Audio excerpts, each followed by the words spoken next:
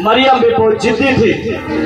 और जब वहां पे काना नगर में जो है दाखरस घट गया था, तब वहां पे मरियम यीशु के पास आई और उससे कहा, उनके पास दाखरस नहीं रहा, घट गया। तो यीशु ने कहा, अब हे महिला, अभी मेरा समय नहीं आया। जब यीशु इस शब्द को बोला तो मरियम वहां से चली गई और सेवकों के पास, और सेवकों को कहा, मरियम बोलती है, जो यीशु कहेगा वही करना तुम, मैं जो कहूंगी वो नहीं, जो यीशु कहेगा वही काम तो आपको करना इस हालात में। और मरियम वहां पे जानते थे कि यीशु जो है कोई साधारण नहीं है, इसका जन्म जो शारीरिक संबंध के द्वारा नहीं जन्मा, ये तो पवित्र आत्मा के द्वारा जन्मा है। अगर मैं इसके पास जाऊंगी और इस घर के प्रॉब्लम को कहूंगी, बताऊंगे, तो जरूर यीशु कुछ न कुछ करेगा, ये चमत्कार को करेगा, महिमा को प्रकट करेगा। तभी वो जाके कहते उनके पास दाखरस नहीं रहा। उसने कहा, मैं अभी मेरा समय नहीं आया। और ये शब्द सुनकर वहां पे चली गई। मरियम विश्वास में जिद्दी थी और सेवकों को बोला, यीशु ने कहा,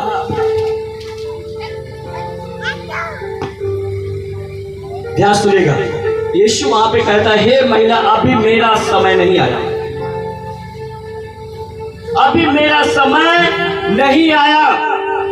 ध्यान सुनिए, मतलब यीशु का जो चमत्कार था वो वर्तमान में नहीं था, वो भविष्य में था।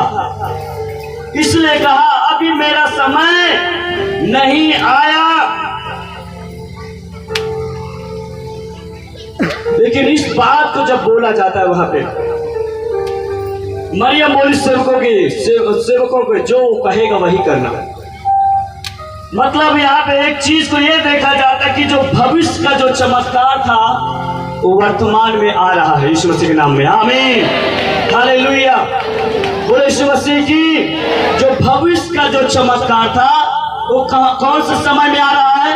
वर्तमान में। एक बड़ी महिमा वहां पे प्रकट होने वाली है, आमीन, hallelujah, hallelujah, thank you Jesus. अभी मेरा समय नहीं आया। यीशु के शब्दों को मरियम ने सुना और जाके सेवकों को कहती है। मतलब चमत्कार को पाने से पहले आपको भविष्यवाणी के शब्द को सुनना पड़ेगा। आप चाहते हैं कि मेरे जीवन में चमत्कार हो, तो भविष्य सूचक शब्द को सुनने की जरूरत है। यदि आज भविष्य सूचक शब्द को आप सुन रहे हो, तो आज बड़े चमत्कार को आप लेकर जाने वाले यीशु मसीह के नाम में, आमीन। मरियम ने क्या सुना? वहां पे यीशु ने कहा, अभी मेरा समय नहीं आया। ए महिला, मेरा समय अभी नहीं आया। और वहां पे सुनकर जाके सेवकों को बताते कि वो जो कहेगा उनकी सुन लेना। सुनना तभी ये शर्मिंदगी, इस परिवार का जो बेइज्जती होने वाला है, उससे वो बचाए जाएंगे। वो कमी को प्रभु पूरा करेगा। सुनना जो कहेगा, मैं तो जाके उससे कह दिया, लेकिन सेवक लोग आप सुनना। वहां पे मरियम अपना बुद्धि दिमाग नहीं लगाया। आप चाहते चमत्कार हो तो भविष्यसूचक शब्द को सुनिए। अगर देखेंगे यूहन्ना रचित सुसमाचार उसका 21 का 6 वचन, यीशु ने पतरस से कहा, नाव की दाहिनी ओर जाल डालो, नाव की दाहिनी ओर जाल को डालो तो पाओगे। अतः उन्होंने जाल डाला, और अब मछलियों को बहुतायत के कारण जाल को खींच ना सके। आमीन। यहाँ पे यीशु ने क्या बोला? उससे जब अध्ययन करोगे तो यीशु ने कहा, क्या तुम्हें कुछ मिला? उनका जवाब क्या आया? कुछ नहीं। यीशु ने कहा, जाल को नाव की दाहिनी ओर डालो। किसकी ओर डालो? दाहिनी ओर डालो। इस शब्द को यीशु बोल रहा अपने चेलों को, जो असफल हैं, जो निराश हैं, और चेले लोगों ने यीशु के शब्द को सुना। अरे उधर से आवाज आ रही किनारे से कि जो है जाल को नाव के दाहिनी ओर हमें डालना है। और जैसे इस भविष्य सूचक शब्द को पतरस ने सुनकर जाल को डाला, और वचन में लिखा है कि बहुत सारी मछलियों को खींच लाए उसके जाल में आगे। समझना ये चमत्कार कैसे हुआ? उसने भविष्यवाणी के शब्द को सुनकर वैसा किया और उस चमत्कार को देखा, उन आशीषों को देख पाया, उस मिराकल को देख पाया। मैं बताना क्या चाहता हूँ, आप चाहते हो कि मेरे जीवन में बड़ा काम हो तो वचन को आपको सुनना है और सुनकर उस पर चलना है ताकि वचन आपको जीवन दे सके। इस मसीह आमीन, हालेलुया। और पतरस भैया यही पे गए थे, जैसे सुना ना वहां पे वो अपना बुद्धि नहीं लगाया, अपनी समझ को नहीं लगाया और जाल को नाव के दाहिनी ओर डाल दिया और लिखा बहुतायत के कारण वो खींच न सके। यदि आप चाहते हैं मुझे बड़ी आशीषें मिले, बड़ी चंगाइयां मिले, तो आप उसके वचन को सुनो, उसके अनुसार आप करो। वो वचन आपको जीवन देगा। कोई व्यक्ति आपको जीवन नहीं देगा, कोई मनुष्य आपको चंगा नहीं करेगा, मैं आपको चंगा नहीं करूंगा। वचन को यदि समझ पा रहे हो तो वचन आपको चंगा करेगा। आमीन। मेरे हाथ रखने से कुछ नहीं होगा। यदि आप वचन को समझ पा रहे हो तो यीशु आपके ऊपर हाथ रखेगा और आप चंगे हो जाओगे। आमीन। और यीशु आज बोला गया, घोषणा किया गया कि आज ले हैंड प्रार्थना है। अभी लास्ट में जब ले हैंड प्रार्थना होगी तो याद रखिएगा, मैं नहीं, ये विश्वास रखना यीशु मेरे ऊपर हाथ रखेगा और मैं चंगाई को पाकर लेकर जाऊंगा, आशीषों को लेकर जाऊंगा। आमीन, हालेलुया। बोल यीशु मसीह की। सब लोग समझ पा रहे हैं क्या? और यहाँ पे उन्होंने क्या किया? शब्द को सुना और चमत्कार को पा लिया। तो यहाँ पे अगर देखेंगे ये होशू की पुस्तक उसका 6:20 में, तो यरीहो की दीवार जो थी बहुत चौड़ी थी, बहुत लंबी थी। और ये जो परमेश्वर ने उससे ये होशू को बोला, उसको खोलिए मत, आप सुनिए, उसको नोट करिए बस।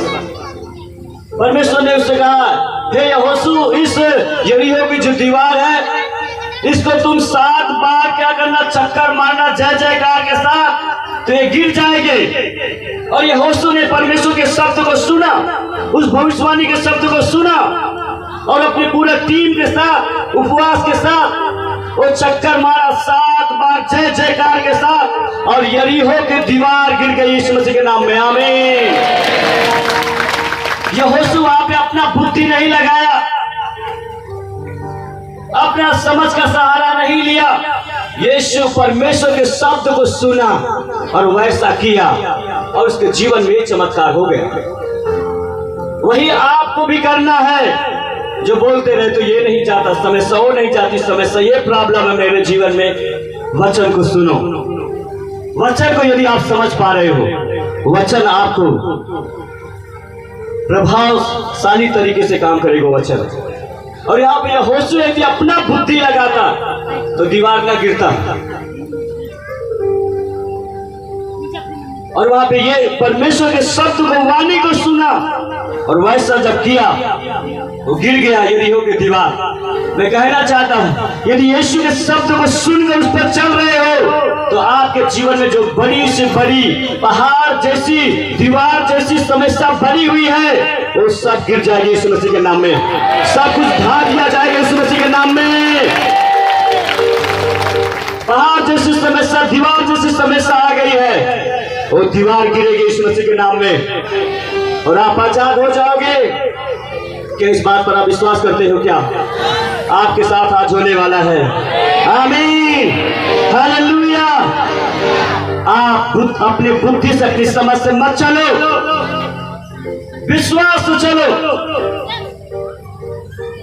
मरियम विश्वास किया, कनानी स्त्री ने विश्वास किया, वो जिद्दी था, विश्वास को हटाया नहीं, चिल्लाती रही, उसकी बिटिया चंगी हो गई।